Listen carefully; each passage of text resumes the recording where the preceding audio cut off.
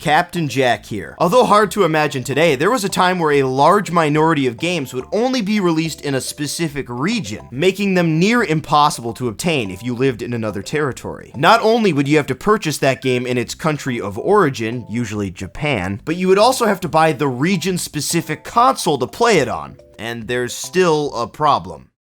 You can't read this. Probably. That's where translation patches come into play. All it takes now is clicking on a funny little button on a fishy looking website, and you'll be able to play a plethora of previously unintelligible games. There are lots of Japanese exclusive games for the Famicom/NES, making it a haven for translation patches. Here are just a few of the games you should try first. And obviously I'm reviewing the game, not the actual translation work, because that would be boring and stupid. They're all good translations, they're on the list, okay? Mech Fight is an amazing end-of-life release for the Famicom, and is one of the few fighting games for the system, and maybe the only one that's good. It's the second fighting game Nintendo ever developed, the first one being Urban Champion, which... yeah, I can't even spin this in a good way. This game is just shit. Mech Fight brilliantly overcomes so many of the issues that fighting games had on this hardware, and it almost all comes down to good character design. All the fighters have detached arms and legs, which allow for much bigger sprites than what would usually work for the system. This makes the animation way smoother, as moving several tiny objects around is much less resource heavy than drawing a sequence of giant sprites. It also allows for limbs and weapon parts to be mishmashed and reused to create new characters, which the game does frequently, leading to a massive roster of 36 characters. Well, more like 24 if you don't count clones with different special moves, but those 24 are basically all distinct from each other. And yes, I did say special moves. As it was released after Street Fighter 2, the game includes several special moves, about 4 per character, which lets the game get way more out of its controller that essentially has 2 buttons. And of course, everything is wrapped in that signature Nintendo charm, making this an absolute joy, Mech Fight, to play.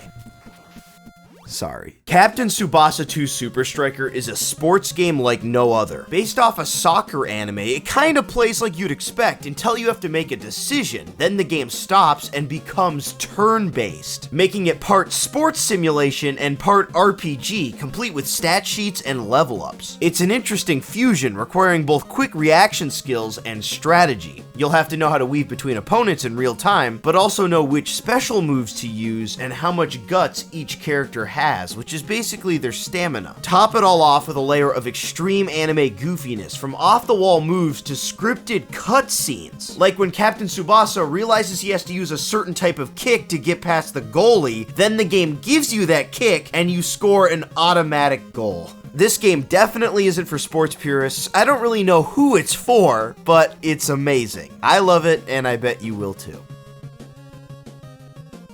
RECCA is a little bit interesting. Most shooters on the NES look like this, or this, but RECCA is just a giant seizure warning. Considered the precursor to modern bullet hell games, this hidden classic is not only Japanese exclusive, it's even hard to find there. Very few copies were ever in print. A and B are for your primary and secondary weapons respectively, and each can change depending on the lettered orbs you get, blue for primary and red for secondary. You can even adjust the speed of your ship by pressing select, going from normal to killing the pilot. By far the most interesting feature is a shield that builds up if you don't fire your primary, making for protection and a devastating bomb when you finally set it off. An ahead of its time game like this is obviously going to push the hardware to its limits, and it does that with dozens and dozens of fast-moving sprites on screen, making this one of the only NES games where you'll get slowdown. Heavy slowdown, thankfully very briefly. There are 4 stages with several bosses along the way, and beating the game unlocks a hard mode with rearranged stages as well. But don't worry about ever getting to that, because normal mode will keep you plenty occupied, as this game is obviously pretty difficult.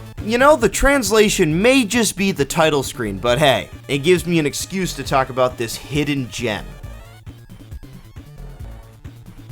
Lagrange Point is an epic sci-fi RPG released by Konami that was basically inaccessible until its 2014 translation. It's by far the most text-heavy game on this list, which made it a massive project to undertake, and because of that, its translation took almost a decade to complete. But what's unchanged is it's a fascinating, sprawling adventure with plenty of enemies and team members. The sci-fi setting really makes it stand out at a time where the medieval theme consumed the RPG genre, with Phantasy Star 2 being one of the only comparable games. And yes, I said Phantasy Star 2 on the Genesis instead of the first game on the more comparable Master System, because it really does feel more like Phantasy Star 2, as Lagrange Point is maybe the most technically advanced RPG on this system. Not only are its graphics extremely clean with numerous well-drawn portraits and amazingly rendered enemies, but it has an extra sound chip in the cartridge providing several extra channels of synthesis, which makes for a completely different kind of sound. Check it out.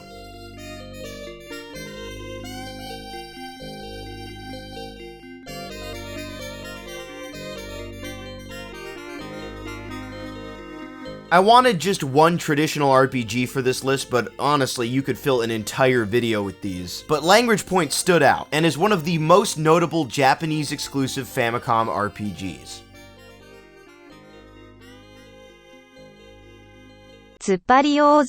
Which roughly translates to Sumo Wrestling, is a game about...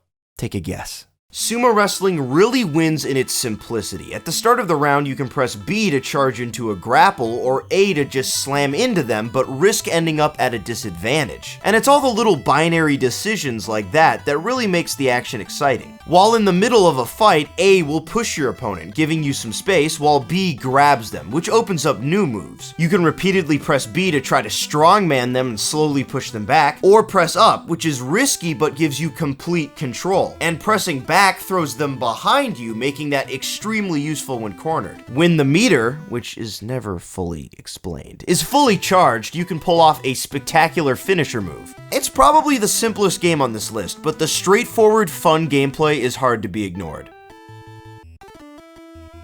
The last game for this video is probably the most famous.